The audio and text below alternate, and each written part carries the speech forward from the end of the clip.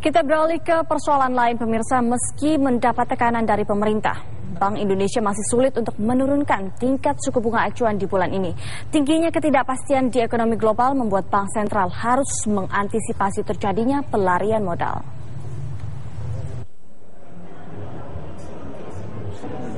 Harapan pemerintah dan dunia usaha terhadap penurunan suku bunga masih sulit terwujud di tahun ini. Meski kondisi makroekonomi dari dalam negeri sudah menunjukkan perbaikan, gejolak dari pasar global harus tetap diwaspadai. Gubernur Bank Indonesia Agus Martowardoyo mengatakan rencana Bank Sentral Amerika Serikat atau The Fed untuk meningkatkan tingkat suku bunganya di bulan ini berpotensi membuat terjadinya pelarian modal dari Indonesia. Indikasi pelarian modal atau capital reversal ini terlihat dari minimnya dana masuk ke Indonesia.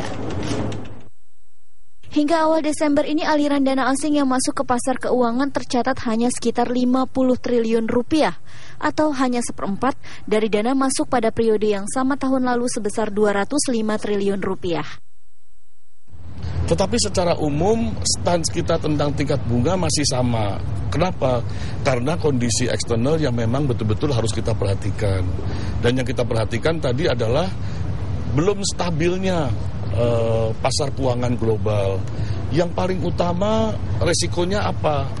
Adalah terjadinya capital reversal di negara-negara berkembang. Surat berharga negara kan pada saat bulan Agustus, September itu kan net outflow.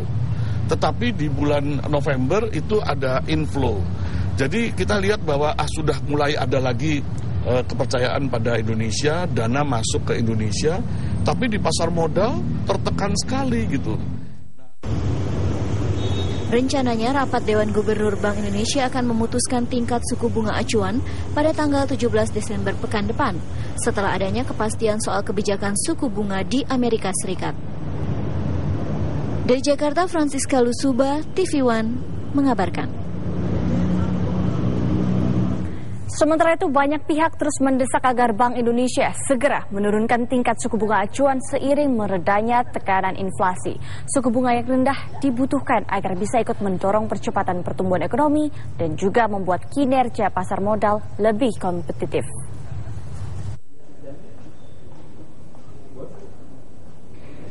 Menurut penilaian Direktur Utama Bursa Efek Indonesia Tito Sulistyo, Bank Indonesia sebenarnya memiliki ruang untuk menurunkan suku bunga acuan BI Rate. Seiring rendahnya tingkat inflasi yang diprediksi berada di bawah 3% hingga akhir tahun ini. Selisih antara BI Rate dan tingkat inflasi idealnya bisa ditekan ke kisaran 2%. Suku bunga yang rendah memang sangat dibutuhkan untuk mendorong kinerja pasar modal agar lebih kompetitif. Di akhir tahun biasanya orang lagi konsolidasi, nggak kelihatan. Tapi buat saya yang paling utama adalah bagaimana, buat pasar modalnya agak egois sedikit, bagaimana central bank rate bisa berbeda tidak banyak dibanding inflation. Kalau bisa beda 2 gitu, itu aja. Yang paling utama untuk mengembangkan pasar modal dan menggerakkan perekonomian. Challenge-nya adalah berapa spending pemerintah dan bagaimana performance daripada emiten di kuartal 3. Ini masih challenge. Tapi moga-moga dalam beberapa minggu lagi udah jadi bright side. Ini beberapa hal yang kita mesti lihat gitu ya.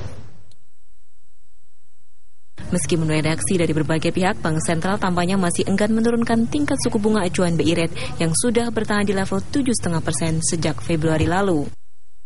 Padahal agar terjadi akselerasi lebih cepat pada perekonomian domestik, Bank Indonesia perlu mempertimbangkan untuk segera menurunkan suku bunga. Dari Jakarta, Wahyu Jaju, TV One mengabarkan.